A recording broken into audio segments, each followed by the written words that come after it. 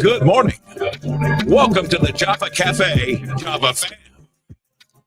Good morning, everybody. Good morning. Good morning. Today is Tuesday, March 4th, 2025, and you were in the Java Cafe this morning. It is a shot of Java, as it has been for the last couple of, I'll say, past few weeks or so.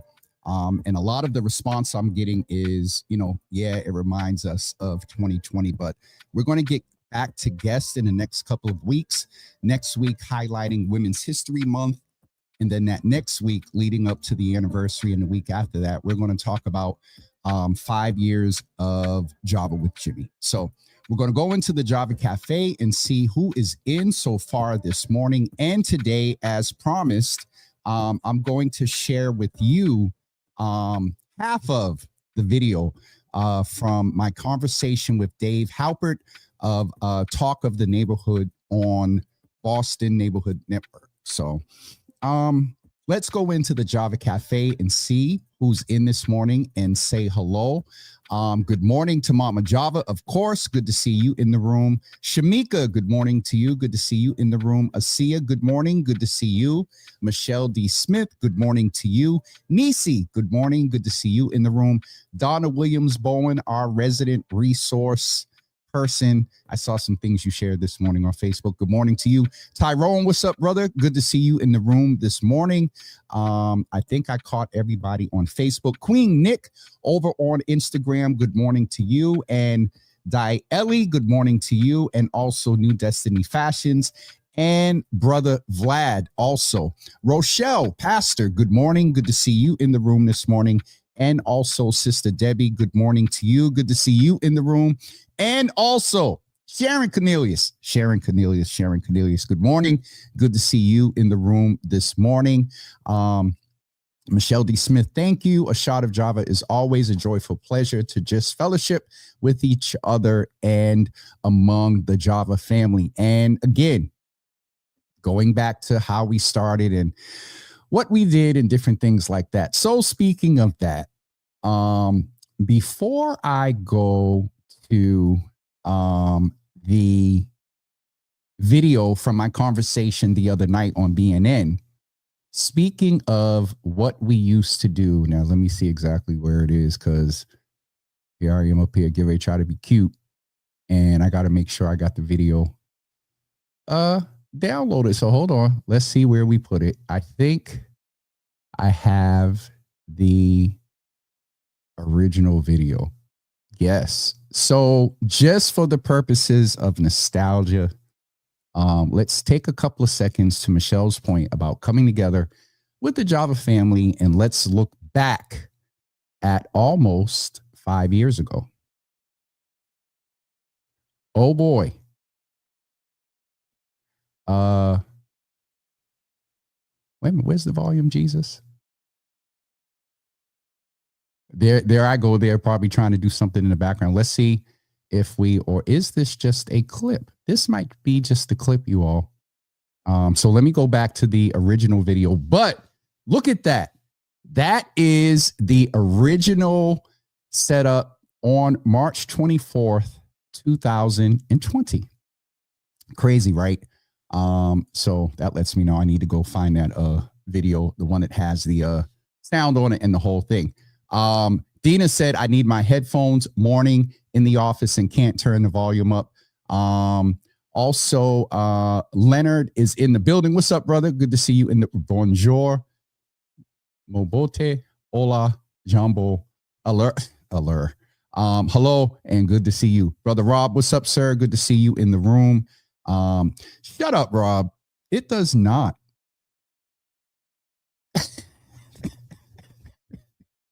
Rob, I can't stand you right now. And also we need to check in and chat. Given some things last week.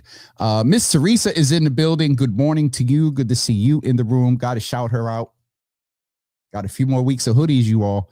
All right, so let's get ready to watch a little bit of the interview I had the other night on BNN. For those of you that were not ready to see it, we're going to show half of it today and then come back, have a little bit of conversation, and let you be on your way this morning. So here is the video from my conversation with Dave Halpert. And where is it? There it goes. There we go. Read. We're simulcasting live on 102.8 Talk Show.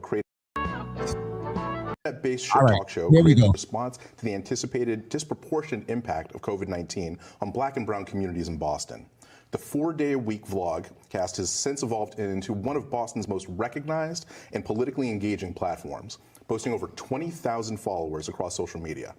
As one viewer noted, Java with Jimmy has become a vital source of information and inspiration during challenging times, a legacy that's continued here nearly 5 years later. With that, Jimmy, welcome to Talking the Neighborhoods. Good to see you. Glad to be here. Thank you so much. Thank you so much. So, you're here in your customary red and black, Yes. branding, very, very important. And I wonder if you could just tell folks a little bit, for those who may not be familiar with you and your story, what's your history here in the city of Boston? Born and raised here in the city of Boston. I was brought home from, at that time, Beth Israel Hospital to 25 Greenville Street, which is next to, at that time, I believe was Roxbury High School, which is now Dearborn STEM Academy. Born and raised in Roxbury, primarily with my grandparents, and then with my mom, we moved into Heath Street, Bromley Heath Housing Projects, which is now Mildred Haley. And these points of old and new reference lets me know that I'm getting a little old. Boston Public School graduate, and always had a desire to want to help community. I wanted to be a social worker early on. Someone told me there was no money in it, so I gave that up. I spent some time working in medicine in the emergency room in Children's Hospital. And for some reason, the doctors on my shift, when young people would come in with behavioral health issues and I would register them, I had this knack to deal with them. And so from my youth work experience being in medicine, that evolved into going to work for Mayor Menino. And I did that for a few years, but always, rooted and grounded in community. I love this city. Sometimes I hate this city, but there's a saying I've started using. I'm Boston born, Boston bred, and when I die, I'll be Boston dead. So that's just a little bit about my history. Humble beginnings, grew up in church, went through, I don't know what our age group is that's watching, but, went through some abuse, different types of abuse growing up, witnessed my mother's substance use. So definitely sort of an eclectic, complicated, some traditional things that we as Black men deal with, our demographic, and some other things that shaped who I am today, 53 years later. 53 years in the city, man. 53 years young. 53 years. Thank you. Young. I appreciate it, sir. I think the first time we actually came across each other was traipsing on the 5th floor at City Hall, right? You were on the other side. On the other side. Yeah, see, That is the joke. That is- I say that to people now when you get it, that, you know, I was on Mayor Menino's side, and you at that time were, when we met, who were you with? Councilor Yoon. Going way back. Yep, I remember that was one of the most interesting times in Boston's political history. Sam Yoon and Mike Flaherty ended up running against Mayor Menino in his last race, right? His last race, yeah. His hardest race, to be very honest with you. So that's where we met, and we've been rocking ever since. And it's interesting because you got me now on the other side of the desk. Usually you're on this side. I came in tonight and they're like, you're sitting over there? I'm like, no, I'm not. I was like, oh, I'm not hosting. Well, speaking of that, yes. So you talked about that, right? You're not used to being on that side of the desk because you're hosting, because of Java with Jimmy. Yes, sir. So, like you said, you started about 5 years. You're coming up on your 5-year anniversary. Yes, sir. In March 22nd. The anniversary is March 24th, but the event that I'm having is going to be on March 22nd. Oh, there you go. There you go. Well, let's rewind the clock a little bit, right? It's 2020 in March. It's the beginning of the pandemic, really. Yeah. We're all starting to feel it, and you're sitting there and you're thinking to yourself, I need to be on the internet? How did this happen? So I think you know, we've known each other for a while. I've had a semi-following on social media. A lot of folks know me in this space as a refined Jimmy. You might remember some days when I would go live and the sugar wasn't as sweet and refined. And so 5 years ago, around this time, we noticed things in the media and reporting and whatnot around this disease. And I went live a couple of times talking about it. And on March 23rd, Governor Baker said we needed to stay home. And my time in medicine, my time in being in community and in government and around and adjacent to public health, what we saw exacerbated in Black and brown communities, I just had an inkling it was going to happen. On March 24th, I don't remember the time, got my coffee and went and sat in front of my iPhone and just held space. And the mission was to prepare the Black community for what we did see eventually, it did happen, exacerbated due to COVID. And so I've never heard anyone say it like you just did. Like, we saw what was happening, and I just said I was going to go to the internet, and I never heard anyone say it like that. But yes, that is what, I mean, via Facebook. But that's what happened. That is what happened. Yeah. And so we're here 5 years on. Yes, sir. Right? Although COVID is still a real thing. It is. We're still dealing with, and it is still having disproportionate impacts on different communities. But the world has opened up. We're sitting across from each other. We don't have masks on. Yep. Right? We're in a different place. As we've evolved, Job with Jimmy has evolved. And I'm wondering, so where does this endeavor, this project stand out? Some folks who might know you might have seen you at WGBH's studios down at the Boston Public Library. They might have seen you hosting at different events. It seems like this has become much more than just sitting in front of your iPhone at home. So it's interesting. This time of year is interesting for me. I can get moist eyes in a minute.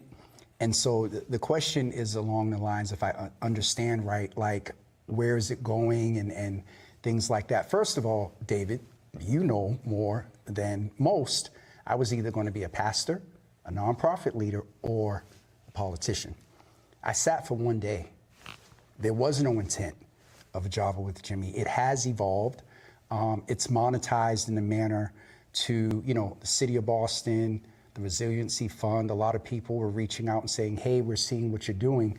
We actually want to buy time to get messaging out to your audience. In 20 and 21, people were home, and so they were tuning in. I'd have an average of 50 to 60 people on a day watching every day. So one of the things that has evolved out of it is the Java, I refer to hashtag the Java fam. It's really become a community and a family. People go out to eat, they go to plays, they message and talk to each other on the comments in the middle of the show, and I'm talking about one thing and they're saying hi to each other and greetings and hi beautiful. And it has evolved it's further developing its mission on its own organically to share resources and information with the most marginalized communities, specifically Black, and ensure that they make use of the information and the resources that we share, and also for mobilization toward action, toward an equitable quality of life for the most marginalized communities. That's our mission. Absolutely. Plain and simple.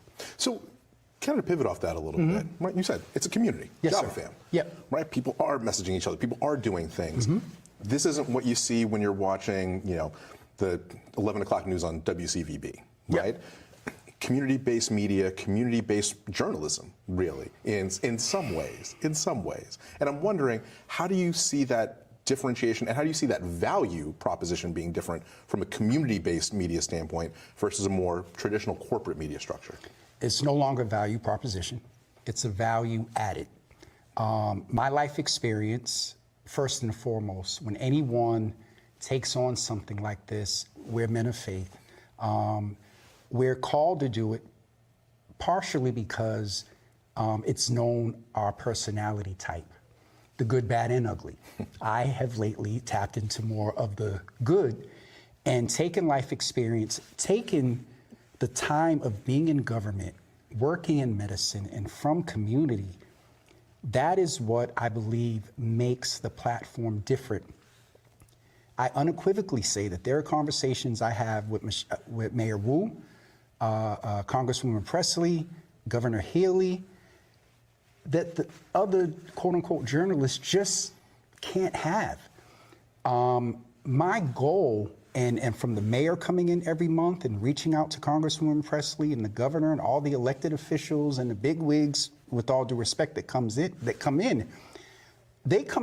My goal of having them come in is to have a different type of conversation according to the audience that is a large part of my support. Black and brown folks, women, LGBTQ, young people, youth workers, survivors of homicide, those dealing with substance use, people that need health care and are dealing with health disparities, Black entrepreneurs, women entrepreneurs. The lens in which I inform and curate the conversations are informed by life experience. And a lot of that life experience is from mistakes, is from what comes with the systemic issues around my demographic, being a Black man, being a Black man in community, and then also being gay. Those experiences in work and in life is what makes the Java Cafe what it is when it comes to interviewing, these elected officials and sharing information. News and journalism. I'm doing better. I'm doing better. I got attacked at Grace by Nia the other night, and some folks told me there are all type of journalists. You're an opinionated journalist. So. You opinionated? Never. We'll talk after. There you go. So I'm curious. You said thinking about journalism in different ways, thinking about how you're reporting, and that you said that blend, that Yes. Java blend, right? That really comes together. I like. Every now and then. So I'm wondering, what do you feel is, in your time in these 5 years, a really impactful, a meaningful, an important story that you've been a part of, right? That you've been able, as you said, to have that different kind of conversation that's maybe even led to a different kind of outcome. It's a combination. I know where you're going, and I know what it is to be on that side of the desk and want a specific answer. I will say that it is a mesh of our Your Healthy Java segments. Those, for me, are, I think, the most paramount in impact. Out of the Your Healthy Java segments, we started the Joseph R. Betancourt Health Fair. We're going into our fourth year in May. And 2 years in a row, Black men from the same health center, two different Black men came in and reported to those that deal with prostate cancer and colon cancer, providers there at the health fair both reported that that health center denied them exams based on their medical history. However, they had other factors where they should have got an exam. I found out less than 2 months ago that those doctors called that health center. The policy is now changed about how they treat black men when it comes to colon cancer. That's the stuff, Dave, that isn't necessarily out there on social media and whatnot. And so the Your Healthy Java segments, I think two particular episodes that I know have had an impact on policy is the day the mayor came on, and I found myself for 3 or 4 months, 2 topics that came up no matter what else was going on was mass and casts and violence in Boston. And I just got a little frustrated, not so much with her, but I just sat back one day and I think I actually did say, I said, Michelle, like, this is cyclical. Where is the off-ramp around this mass and cast stuff? Within a couple of days, she went, well, that time she explained and kind of in real time, I guess, decided how they were going to move with mass and cast. Is it perfect? No. But since then, there's been a significant change in the population, the amount of people, and the density down there. Whole canyon for improvement. But that episode stands out. And I would also say the time we held space, or the times we've held space during COVID, when, rest in peace, Leroy Bum Peoples Jr. Would call and ask, me to hold space, because at that time, there was a couple of times I would just do it. I would ask him, and I would just do it because we couldn't come together. So those are examples of my favorite episode, or pointing to what I see is impact due to consistency in community. Absolutely. Well, to touch on what you were saying about the mayor coming by, the Java Cafe has become quite the stop, right? You said the governor, members of our congressional delegation, the mayor, so many folks. It has really become a place that folks feel they need to go to connect with community in an authentic way. Some.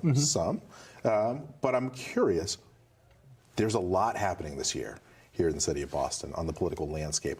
What do you feel? It's early stages, we know, right? Those first polling numbers just came out today. What do you think are some of the contemporary political stories that are under the radar right now, but are likely to bubble up? You got your ear to the ground. General radar, pundit radar, because there's a radar for us, and then there's a radar that, I'll let you decide. All right, ladies and gentlemen, that is the first half of the interview with Talk of the Neighborhood with Dave Halbert.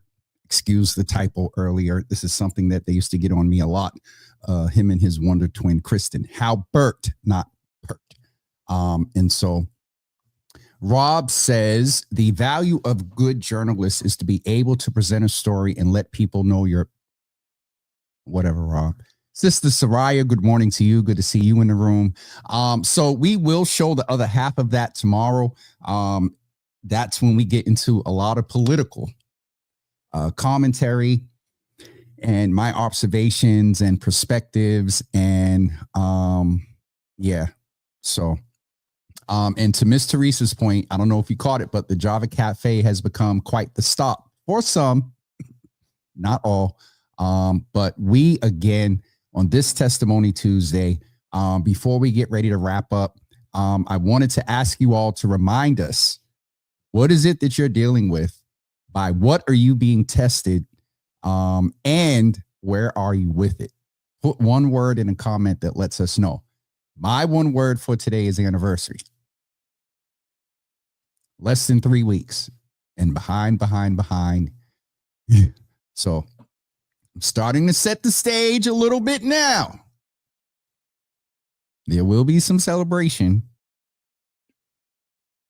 but I'm looking at maybe moving the date back. So I'm just waiting on a couple of things to play out. But that's my word for Testimony Tuesday, is the anniversary. And also thankful that we are getting ready to approach the solidification of 5 years. It's still every once in a while. First of all, the time went by that quick. And the fact that we're still here. It's been rough, hard, challenging, rewarding, resourceful, aggravating, frustrating. But anyway, give me you all's words so I can shut up and get ready to let you all go. UCB will get an hour today. We're not going to go till 11, but you will get an hour. Yes, it's wait a minute. What happened? Michelle said, being blessed today. Miss Teresa, I am going to eat and drink. Mother said that she is grateful this morning. And that's the thing, signature. That's the thing. Thank you, Miss Teresa. I've been played with a couple and I'm like, Anyway, when I'm in a creative space for myself, it's harder. But then also I get, anyway. But Nisi said that her word around her testimony is future. Not your President Solomon Fernandez is in the Java Cafe this morning from Urban College. It is such a pleasure to see you. It was an honor to hug you a few weeks ago at the Dee Dee's Cry Mental Health While Black Summit. So it is good to see you in the room. She is saying that she's grateful for family this morning. And so I'm telling y'all about testimonies and y'all are expressing gratitude. Fine with me. So grateful times two. Beaver. I'm sorry. She's always going to be Beaver to me. But Lucretia of the Get Down, our cooking extraordinaire, is in the building as well. And our president says blood and chosen. Listen, at the end of the day, we are the chosen people. So anyway, I don't know where that came from. I'm going to get ready to wrap up, Miss Teresa. Listen. That one right there, time, proper use of it, including sleep and rest and doing it right. Plastic Bike is over on Instagram. Beauty by Alexis, AAA, Fit and Rec is also on Instagram as well. So saying hello to them. And also Sharon Cornelius said that her thing is a thank you, Jesus testimony. All right, so I guess the tests aren't testing as much as wait a minute, it's Testimony Tuesday. Yeah, Testimony Tuesday. Thankful Thursday, Testimony Tuesday. All right. I'm fine with that. And we can go right into gratitude on Thursday as well. We'll be back with you tomorrow to share the rest of the video. I think it's apropos that tomorrow is We Need to Know Wednesday, and there are some things that from a journalistic, opinionated perspective, I know. Just a quick update. I did have a quick convo with someone from GBH yesterday, and we're talking. So it's interesting because we're coming up on a year of our last show there. Look who's in the building, the Real Boston Media, and they would pop in right when I'm giving y'all an update about GBH. But anyway, good to see y'all in the building. It's been a minute.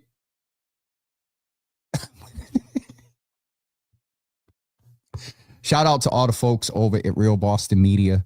Beaver said gracefully broken. That'll preach. That'll preach. All right, folks, we're going to get ready to go. It is 10:30. So in about 30 seconds or so, UCB, you already get your numbers. Shout out to LinkedIn user who I can't see over on LinkedIn. Thank you. You have a good day as well. You know, I love...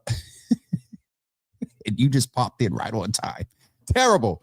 But anyway, appreciative for the folks at Real Boston Media for always looking out. The Real Felicia Renee over on Instagram as well. Good morning to you. So somebody keeps sending her a letter to restart her donate. Miss Teresa, what are you trying to get? Wait a minute, hold on. What did I miss up here? All right, I think I'm caught up. Well, people soliciting donations and all that. Y'all better be careful. Michelle Barros is in the room. You're going to leave it to my mother, the welcome committee, to say good morning. What's up, Michelle? Good to see you in the room. Rob, that's a word for the week. Listen, we got to hold on. Oh, okay. Good to see you, sis. Long time. Wait. All right, Michelle. What does Nika say? Dolled up. I love your picture. Good to see you in the room. About to have a little Heath Street reunion real quick. Beaver and Michelle both are in the room. We need to do that. Have a real reunion. I know it is family day and all of us don't come, but some of us go back over 20 years and have not been in the same space outside of funerals. I think the last time I was with a big group of Bromley was when Troy Smith passed. And so that would be something nice for us to all just show up at family day one day in Mildred Haley now. And the ballpark is different. And they're mixing market rent over there and all that. But it's always going to be Heath Street to me and to others that are in here, I'm sure as well. All right, folks, it is 10:32. Our Union Capital members, you get your 60 minutes today. We will be back with you tomorrow at 10 a.m. to listen to the rest of the video. The temperatures are going to be decent today, which is so interesting. Phone died. All right, let's see if we can get the weather off of here. Just do a quick weather update and we will get ready to go. Oh, one other announcement. The mayor, as you all know, is on her way to DC this week. I don't think they're putting the exact date out for various reasons. However, I mentioned this before, and I'm going to say it again. Y'all know that Czar Holman has Boston on their list. And when it first happened, I said that I would not be surprised that the day before, on the day of, or the day after, whatever this plan they're going to institute and bring in hell to Boston, there's a shock and awe that I'm just suspect of that they may try to do while she's away. The optics of that are interesting. So we want to pay attention to what's going on. If there are groups that report activity of ICE and their other people, try to figure out who they are and follow them. I will try to get some posted as well. But as the mayor is lining up to go, I got on this by saying she won't be with us tomorrow, which is the first Wednesday of March. Mayor Wu will be with us next Thursday, the 13th. All right. So Mayor Wu will be with us and we are starting at 11 a.m. All right. She's not able to come in at 10. So we're going to do 11 a.m. next Thursday, the 13th. The mayor will be with us. It probably won't be her first sit down after coming from DC, but it'll be a few days off. And so we'll talk about that. I just seen an announcement that summer safety conversations are starting as well. So we'll talk about that.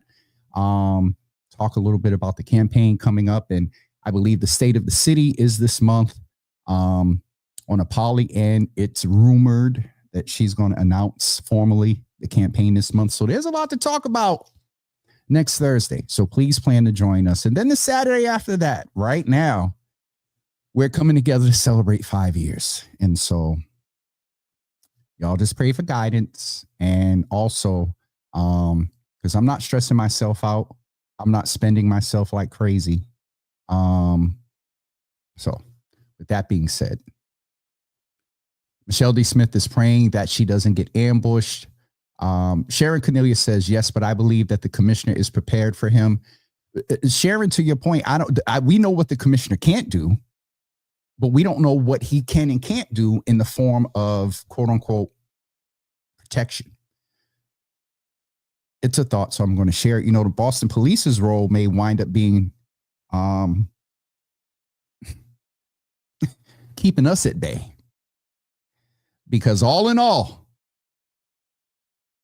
every time that czar comes up, even some of the people whose ancestors have an interesting history toward Black folks in Boston, even they're like, and in some of the language is disparaging and it's satire a little bit, but they're like, you ain't coming here messing with our immigrants. So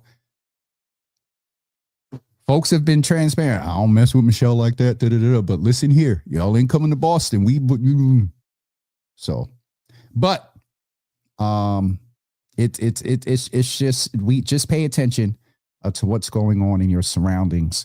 For most of us in this audience, it's not necessarily an issue, but we have friends and colleagues and loved ones and spouses and grandchildren and nieces and neighbors that may be impacted. So that being said, we will come back. What did Nisi say? Hold on for 1 second. Pastor Marion, good to see you in the room. Nisi said, please pray for the man that she doesn't get, oh, there it is, that she doesn't get ambushed.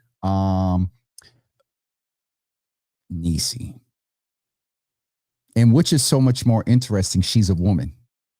And if you ascertain or are able to extract from present behaviors how they would entreat a woman that through the Trust Act is a sanctuary city. Key point there. Thank you for that, Nisi. All right. Before it winds up being 10:57, I'm going to get ready to go. Come back tomorrow at 10 a.m. We're going to watch the rest of the interview. Remember the dates of next Thursday, March 13th, and also March 22nd for the anniversary. All right. Thank you all for joining us, and we will see you tomorrow morning at 10 a.m. Have a great day, everybody. Peace.